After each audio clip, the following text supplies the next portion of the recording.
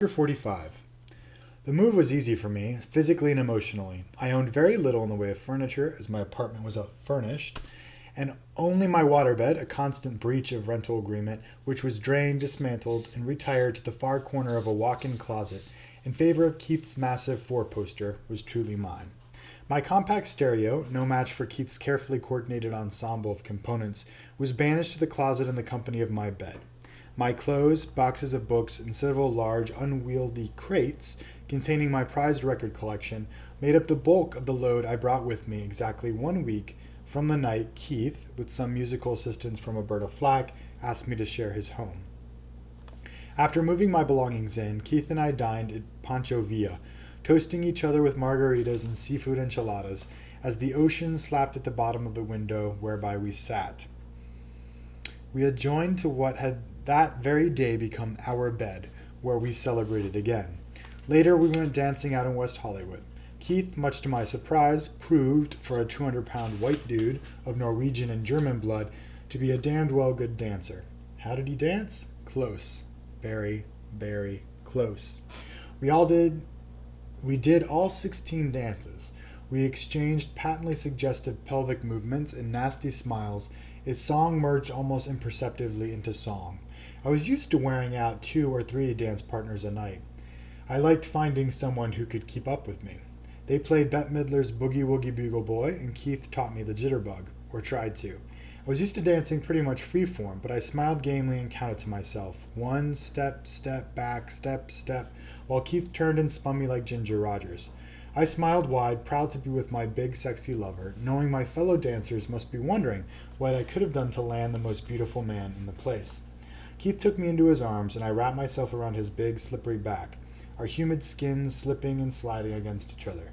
We danced close and slow, swaying softly as a tightly packed floor full of dancers shook and shimmied, and some disco band, whose name I shall likely never remember, but whose voices I'll never forget, sang "I'm a Man, Yes I Am."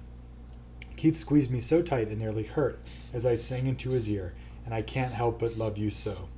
Later, I was leaning against the cool black wall, part of the long, long lineup of young men that stretched against both sides of the dance floor, thumbs hooked into belt loops, weight tossed onto one sneakered foot, my own version of the basic West Hollywood pseudo-James Dean cool young dude look on my face.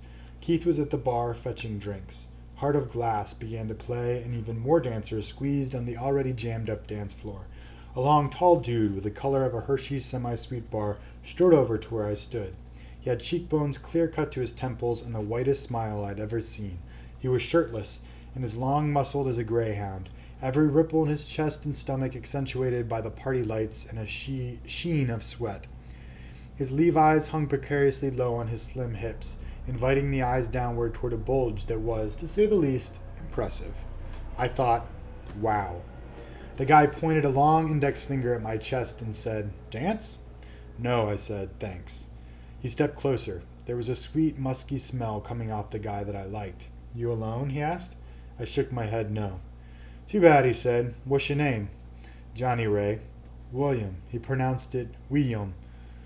William held out his hand. His grip was hot and sweaty and strong.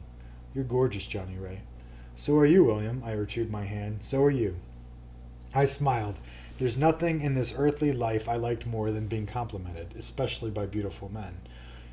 "You sure you're not alone?" he asked. "I'm sure," I said. "Damn it." "Oh well," William shrugged, "later." And he walked away, his high-set ass shifting in time with the music. "Who was that?" Keith was back with an orange juice for me and a club soda with lime for himself. "Just a guy," I said. "Asked me to dance." "What did you say?" I said no, obviously. "Did you get his phone number?" "What would I want with his phone number?" "Never mind," he said. We didn't stay out much longer. Keith was pointedly quiet all the way home, and when we got there, we didn't make love again as I'd hoped we would. Keith kissed me a rather mechanical good night, turned his back, and went to sleep. I lay awake for what seemed like hours.